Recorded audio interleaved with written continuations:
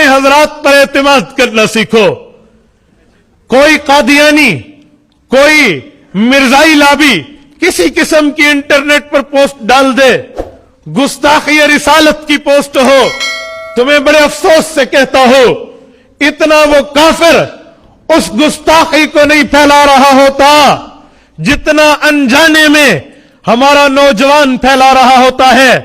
गुस्ताखी पर मुश्तमिल पोस्ट अपलोड हुई है, हमारे मुसलमान ने शेयर करना शुरू कर दिया है। हाँ देखिए, इन काफिरों ने यह गुस्ताखी की, हाँ आगे भेज दीजिए, इन बेईमानों ने यह गुस्ताखी की। मुसलमानों क्या कर रहे हो?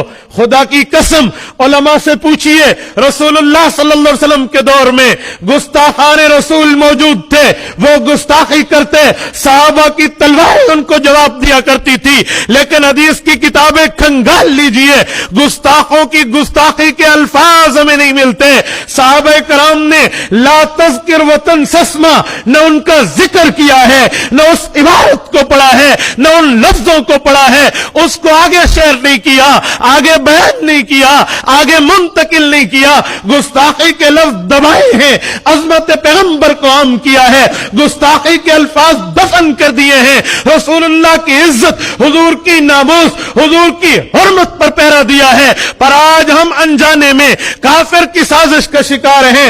उसने अपनी आईडीज पर इतने फॉलोवर्स नहीं रखे, उन्होंने अपनी आईडीज पर इतने फ्रेंड्स नहीं रखे जितने मुसलमानों के हैं, पर हम अनजाने में उसको शेयर करके उनके आलाकार बने हुए हैं। नारे तकबीर। जज़ाकुमुल्लाह। मेरी गुफ्तगू नारे में ज़ाया मत कीजिए, दावत फिक्र समझिए।